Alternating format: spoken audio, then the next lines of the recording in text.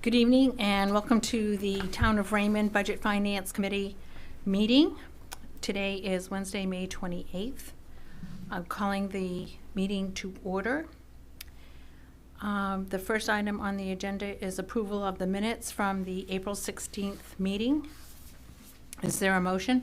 I'll make a motion. Second. Okay, all in favor? Okay. Next on the agenda is discussion with department heads on the new process for the development of the 5-year CIP plan. We're missing a few. Yeah, there's a few that couldn't make it. Melanie might be remoting in, but she had an appointment, and Brenda is still recovering from surgery. So Okay. I will be here. We have Jay from Codes and Nathan from Public Works, and I think Richard from Library. Okay. Yep. And I'm looking for the public safety, And Bruce, yeah. because I thought that they were going to be here tonight. I did too. Check my emails.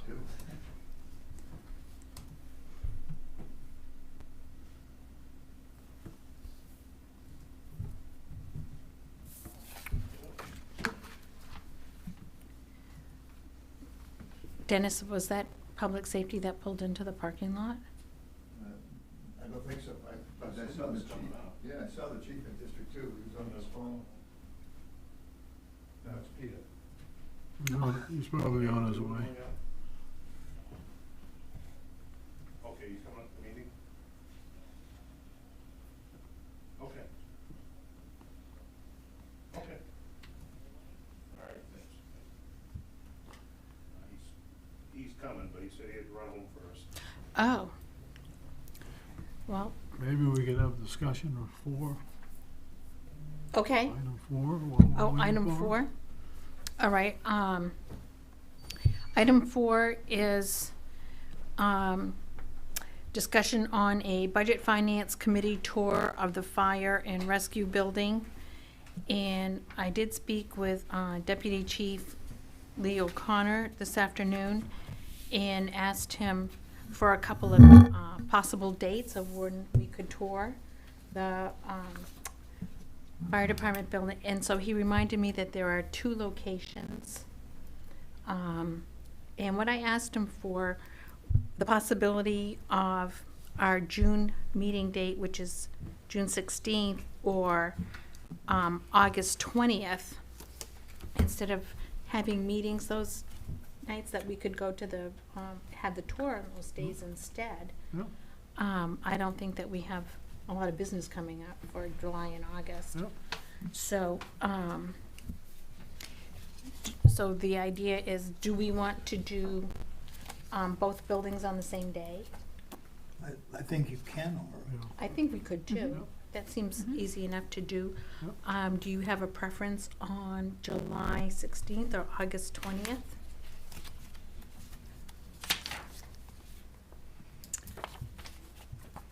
I think it would be, for me, August 20th would work better. Okay. I don't have a preference. Either one of them works for me. I don't think I have a preference either. I don't either. neither do Okay, so why don't we go with August 20th? Yep. Okay, you are very welcome. And we'll plan to do both buildings.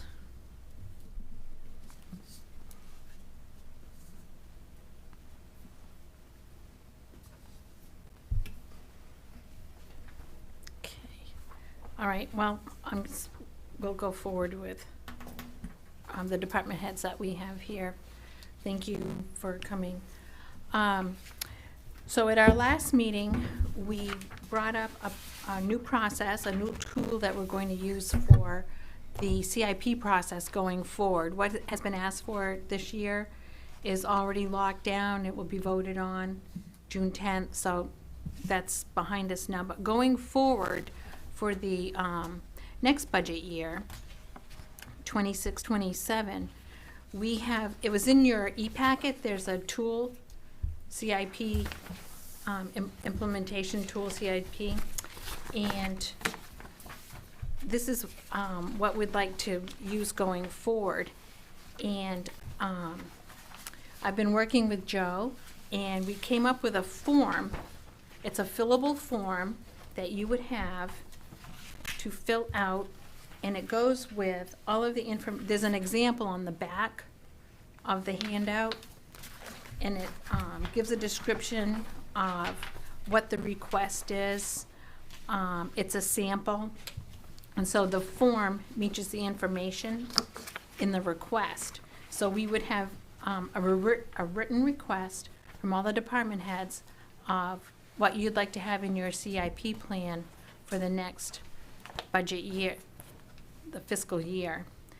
And then when the form is submitted, you would include your backup data that goes with it, such as written quotes from suppliers, in anticipation if there was going to be a grant, or if there was money that has already been allocated for the project, or if more money is needed from the town to go with the carry forward from the previous years, on how the funding is going to work, anticipated ideas of how the funding sources would work, and the years that that funding would be applied, or if a bond is needed, or whatever the revenue source is going to be, it would be identified on the request form.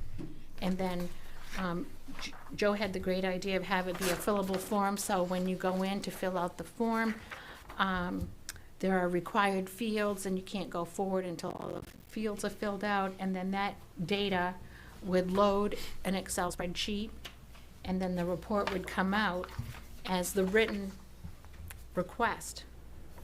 And then we have a more formalized way and a better way to track the CIP request for each budget year. Can I just walk through process? Yes, absolutely. So just, I want to make sure we're clear. So that fillable form will be filled out by the department head or whoever's in charge of that CIP. It'll be submitted to the town manager to kind of populate in a folder and gather all, all the necessary documents into a folder, so we'll have it. And then once that's kind of finalized, and be sent to the chair to then go through and put into that spreadsheet. Is that kind of how you Okay. feeling, or? Sure, yes, Okay. I know where you're going with that, because what I have done, and I've been working on this, is I took all the sheets from all the department heads from this past budget cycle, and I put everything into one Excel workbook.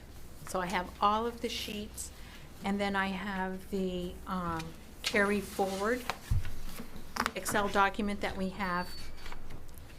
And then I have another sheet where I went line by line in each department and copied all of that information into one sheet. It's quite a bit of information, so that we could tally it at the bottom, and we can see what our tally is line by line and going out for the next 5 years. The one piece that I still haven't done is put in, what I'd like to see is like a box score on the department head sheets that you gave us back in the budget season. At the bottom, there was a box score that had like the next 5 years out of what the anticipated expenses were going to be and the anticipated carry forward.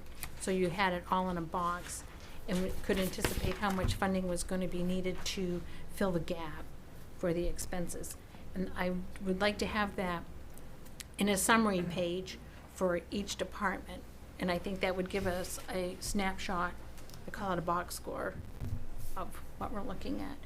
So Joe came up with this idea. He's handed this sheet out, and this is basically what I've done, but this was a sample, so that I'm a visual person, I have to see it to understand it, but this sheet represents what we came up with.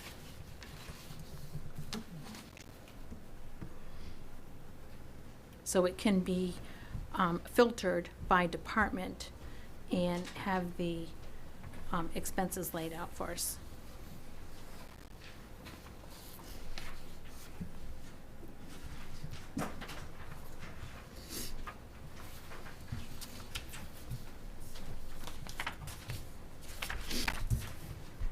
So the idea was to invite the department heads here tonight to explain what we're thinking about and to get some feedback from you on how you think this process is going to work, if you have any questions or suggestions. And we would ask that so that we don't have a really compressed budget season, that we would separate out the CIP in advance of that, so we can spend some time looking at the CIP, and then when we get to February, we can really focus on the budget. And we would ask that the request forms be submitted by September 1st. So that would give us September to January, or September to the end of the year, to work on the CIP process, and then know where we are when we start the budget season, instead of trying to work both of them at the same time. Sometimes it gets to be very overwhelming.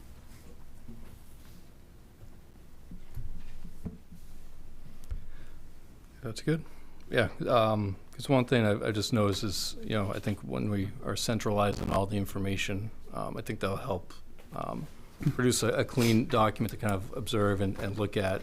So when we go into that budget process, like you said, we have kind of a one sheet of the breakouts and where things lie, as far as if that's going to be the final implementation of that equipment or project, or down the line the next 5 years. So hoping that will help kind of, if we do the prep work before, it will make the budget process a little bit easier. Yeah. We hit that season. Then when I get that, those summary sheets finished, and I give it a sanity check, then I'll send it over to you so you can look at it. Yep. And give it another look and make sure that we've got everything on there. The more eyes, the better. So how I feel about it. Seems like something gets missed somewhere in all that data. Yes, there's a lot of data being around there. So.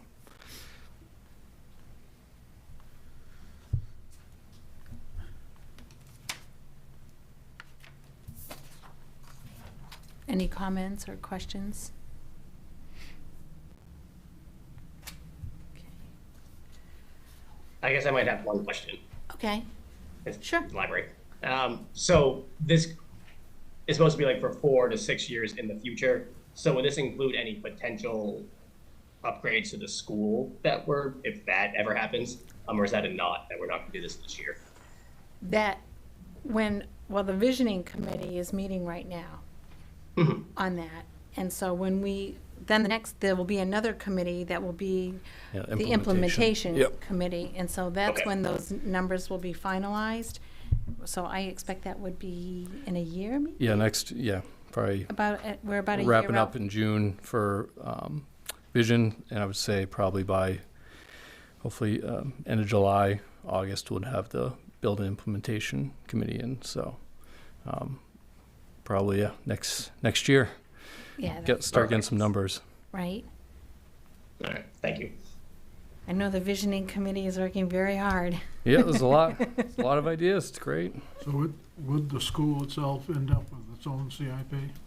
I'm gonna guess we'll have to create a different CIP account just for that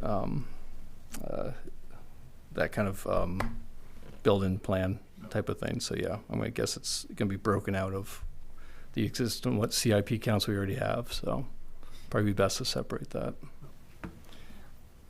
No question.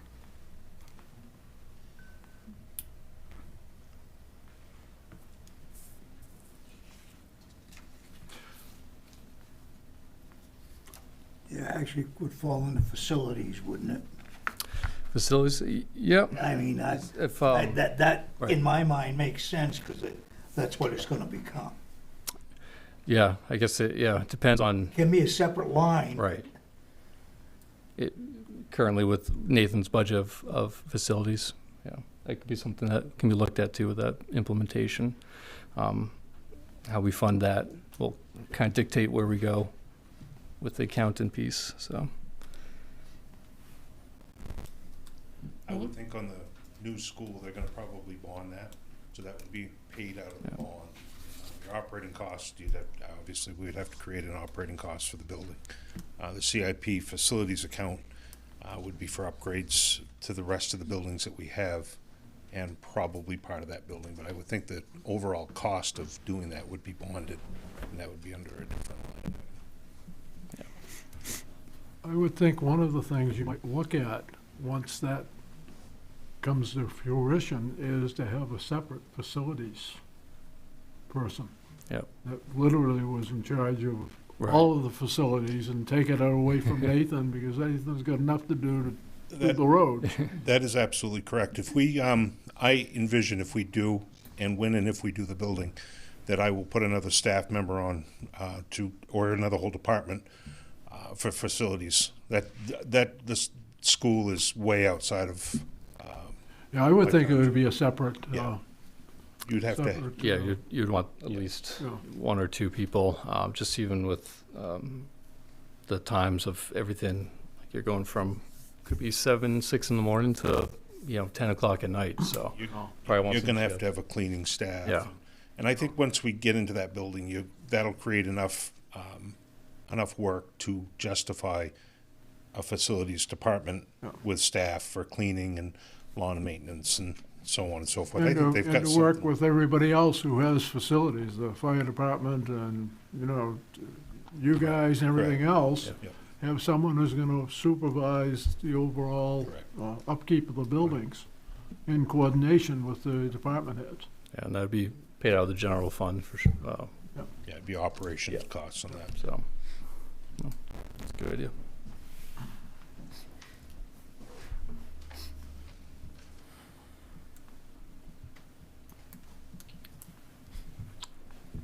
Okay.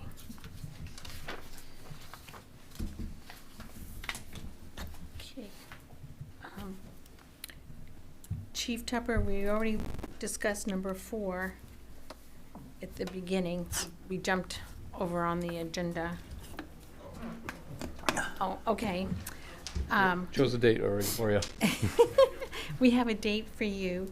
I spoke with Deputy Chief O'Connor this afternoon, and we talked about a couple of dates where the Budget Finance Committee could come and have a tour of the fire and rescue building, which you had offered to us back in the budget season. I think it's a great idea, and there's agreement here. We'd all like to come. So August 20th will be the date, and we'd like to tour both buildings on that day if we could.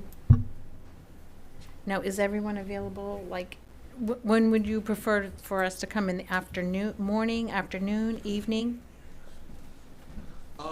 Actually, yeah, during the day wouldn't be a bad thing if you all can make it then, and if not, an early evening is fine. We can make something work. What is the day of August 20th on the It's a calendar? Wednesday. It's a Wednesday. Wednesday. It'll be a training evening, but that's okay. Oh, Might be even better. Oh. So, okay, whatever works and is convenient for you. nope, not a problem. I would do that. That would be good. Okay, great, Yeah. all thank right. you. All right, no problem. So we'll do,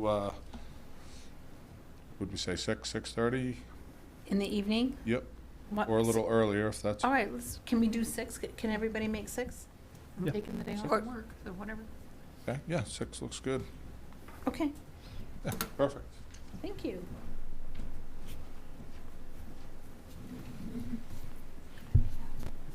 All right. So are we all set with the number 3, the CIP piece of it, with the department heads? Are there any other questions or comments for that? I just have one question. Okay, sure. So,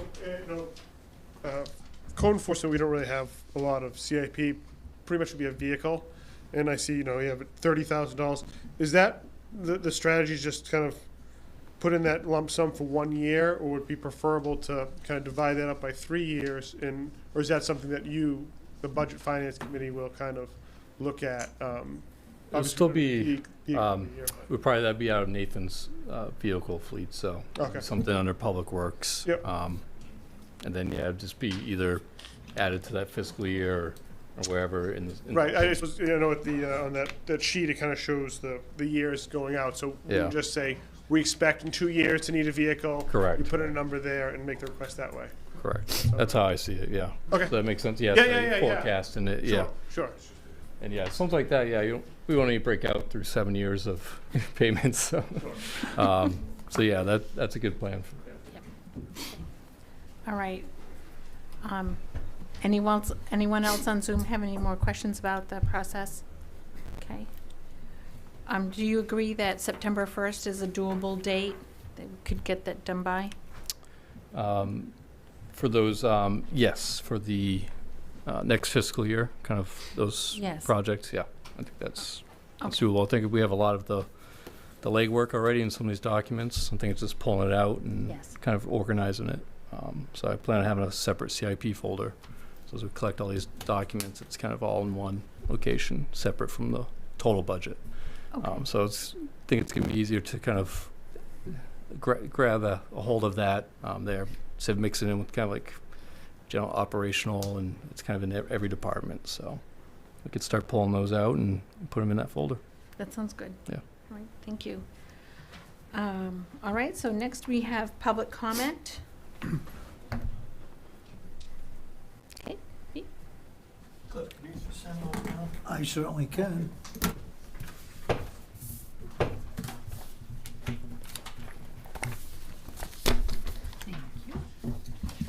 you. Peter Levitt, 2 Levitt Road. I did look at the e-packet and the agenda. I did look at it, and it was very helpful as far as the insert goes. I just bring your attention to the purposes of capital improvement planning. I think that was on the first page of the handout, and it's got like 7 or 8 bullet points. I'd emphasize 2, which is the second to last one: ensure that patterns of growth and development are consistent with the comprehensive plan, because that's near and dear to my heart. And then the third bullet: identify the most economical means of financing capital improvements. It's a challenge for this committee. It's a challenge for the town as a whole in looking at trying to project 5-10 years down the road. Believe me, I've been involved in that for the last 2.5 years. But what I'd say is that going on that comprehensive plan, the important thing to note, as far as one of the keys to that, was land use, and it was looking at growth areas, which are required by the state to be declared in a comprehensive plan. If you don't have one, the state will actually assign you a growth plan.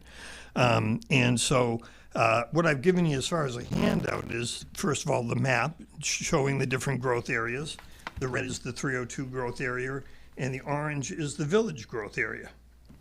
And that's backed up by the 4 following pages, which basically describe the Route 302 growth area, the village growth area, and one that's a little newer, and that's actually talking about the East Raymond growth area, which is where we're right now, and which I believe was part of your discussion just with the Jordan Small School.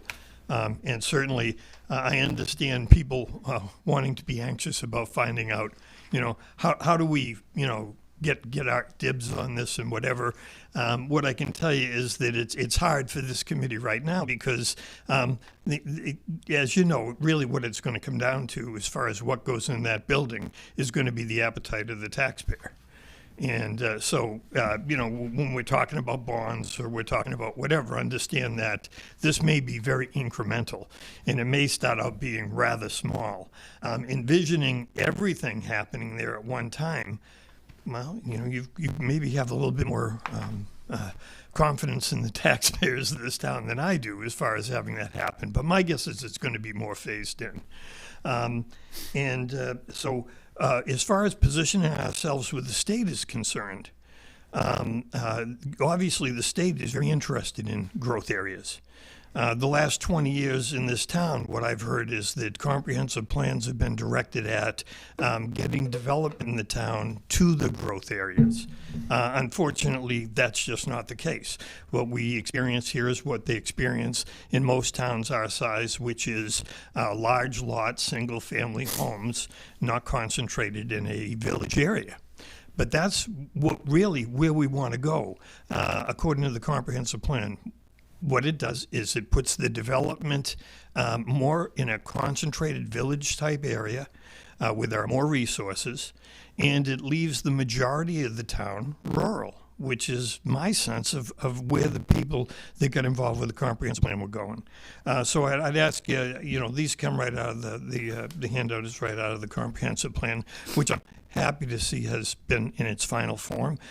So that's good, and I believe that there's going to be a directive coming up next Monday as far as where we're going with that. But I guess my main reason tonight is to basically emphasize that as far as identifying, reasonable resources in order to fund these things. I had one discussion before the select board several months back, and I think I may have mentioned it to this group as well.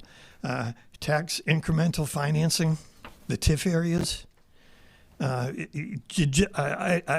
mentioned at the select board, I didn't get much of a rise in mentioning that. We already have a TIF, and the TIF is basically the pipeline going along 121. And what the TIF really does is, in a very simple explanation, is it's money in that designated area. Any increase or improvements in that tax valuation gets put into a separate fund that is accessible for specified projects that the state agrees with the town. So, as an example, were we to make East Raymond the new TIF area, and we're talking about how we're going to finance these improvements to Jordan Small School, an alternative would be to use our own tax dollars to do it. And the other incentive as far as tax incremental financing is concerned is my basic understanding, and all I had was Economics 101. But I'll tell you, my basic understanding of how the TIF works is that all the money that accrues in that account is invisible to the county and the state. And by that I mean that my understanding of a reval, right? When reval happens in a town, the dollars that you pay to the county go up. And the amount of money you get from the state goes down. So that's the problem. And think of it this way: for every tax dollar we spend, that we create, we're giving, a portion of it to the county, and we're giving a portion of it to the state. I mean, by giving it to the state, I mean when we get for revenue sharing, when our reval goes up, our revenue sharing is going to go down, and our county taxes go up. However, the dollars in the TIF account are invisible to the county and the state. So they're set aside for a specific purpose. That would be a CIP. So that'd be looking down the road and saying, and we have a recent example of that, right? Didn't we just recently fund the infrastructure, the internet process? We went and basically got that funded through the TIF fund. So it's not that we haven't done this before. When I brought this up, it seemed like at the select board meeting, the only person whose ears picked up was Kurt LaBelle. Because what he said was, oh, yeah. He said, yeah. But if you want to do that, we should get it done and get it done soon before re-eval takes place. Because then we're even in better shape. So I just stress with this committee and maybe bringing it to the select board that alternative fundings, this would be one. It's nothing is all roses, and so a TIF isn't all roses. Understand the money that you're sheltering there, right? It doesn't go in the general fund. Right? It doesn't go in the general fund. So what you're doing is you're setting aside those tax dollars, but you don't have those tax dollars available to maybe, let's say, pay for a portion of the RSU or something like that. So there's consequences with it. It was developed more for urban renewal in cities. It was targeted for blighted places that needed dollars for redevelopment. But it also stimulates development. because contractors, someone who's going to build in a TIF zone, all of a sudden has additional allies dollar-wise because there's monies made available to them through that. So I just ask you to consider that. Think of a tax incremental financing as one of the alternative ways to be looking at how you could develop a CIP and have it funded. Thanks. Peter, you're thinking that the East Raymond Village is a good spot for the TIF? Personally, I'd leave that to the real financial gurus. But I tell you, with everything that's coming down the pipe in this area, it would seem to me that it would be a reasonable place to go for development. And so we're going to be needing dollars, and the TIF could provide for some of those dollars. Obviously, it's not going to provide for all of it, and it takes a while to build that fund up. But like I said, the added advantage is it's reducing our overall county tax, and it's preserving the sharing that we get from the state. So those are the advantages of it. I have a question for you. Yeah. I know that there's a sunset date on the TIF. Yes. Do you know what the date is? I've heard it kicked around, but it's never been verified that we're within a couple of years. Okay. Yeah. So, Do you know? Are we? No. No. Yeah. The state will grant them up to 30 years. I'm not sure what we entered into, but I believe it was somewhere around 2000 or maybe in the 90s. I know it's coming up. Yeah. Yeah. So it'll be done soon, and nothing prevents you from having, 5 TIF areas if you want. you can have more than one? Oh yeah, you can have more than one. Understand though that towns will go, well, this sounds great. We're going to put the whole town in TIF. That's not going to work.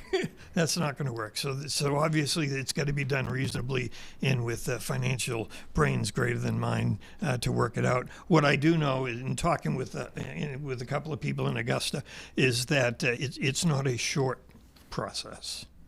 It is a bit of work to apply for it. But like I said before, when the state's going to say, and what do you want this for? Well, we want to concentrate on our growth areas.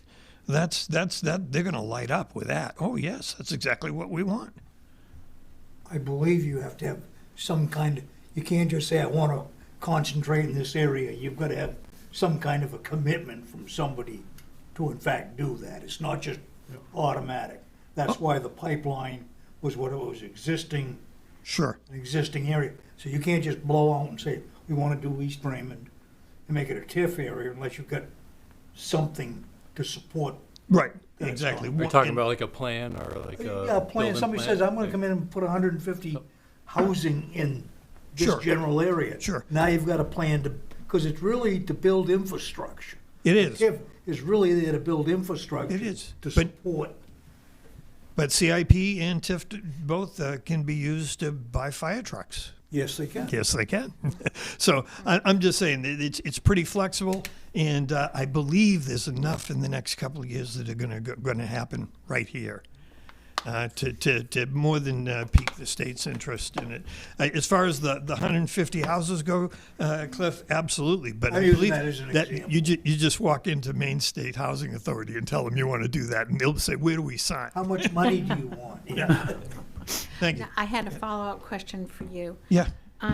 You said that we need to move the TIF area, like from 302 to over here, if that's what we want to do, before the revaluation. Well, because what happens is that if we don't designate the TIF area till after the reval, then those incentives, let's say for the next year or two, as far as making those dollars invisible to the state and to the county, don't happen. So that's, like I say, I'm not saying that's a gimmick to sell on tax incremental financing. It's kind of an added bonus that offsets the fact that the people that are residing in the rest of the town may pay more taxes because the taxes in the TIF area are taken out of the general fund. They're invisible to everybody. Oh. Yeah. So it's something to consider. like I say, in a town this size, I believe what the consultants in North Star were saying when we discussed TIFs was, yeah, but TIFs are more for development areas and infrastructure improvements associated with attracting an industry or something like that into the town. And, Raymond's just not big enough to do that. If you wanted to add public water, Yes, sewerage. Yes. That would, any place you want, there's a reason to put that area into a TIF. Absolutely. That's real clear. absolutely. Clear cut. Improvements to roads, trails, sidewalks. Yeah. Not down the Cape, though. Thank you. All right, thank you.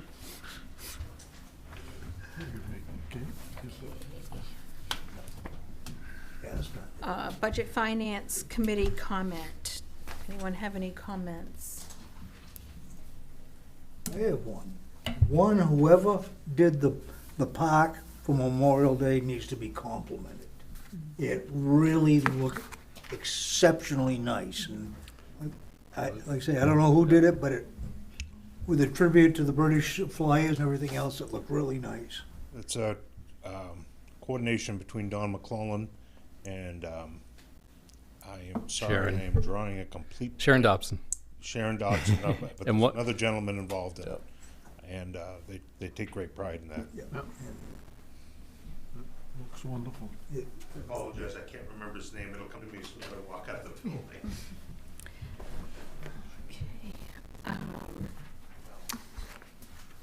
If you haven't been to Tassleton, you should go down there and see the new building.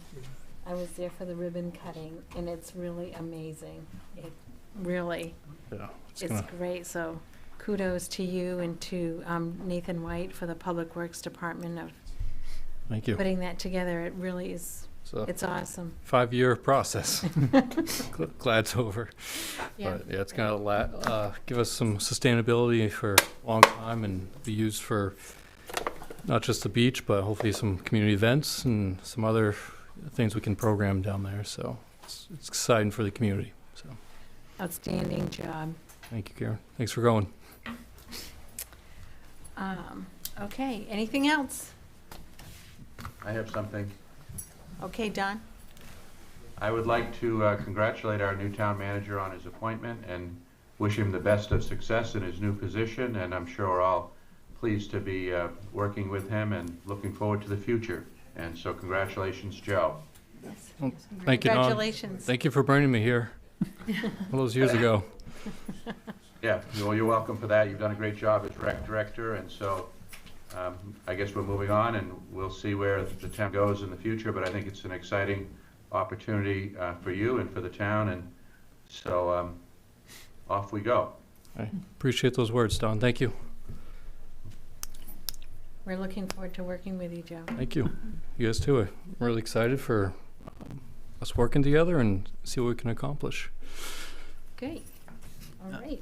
Just throw a reminder out there, there's an informational meeting on the annual town warrants, Saturday, May 31st, which is this Saturday, at 10 a.m. at the Jordan Small Middle School. Thank you for that, Sean. All right. Motion to adjourn? So moved. Okay. All right. We are adjourned. Thank you all for coming tonight.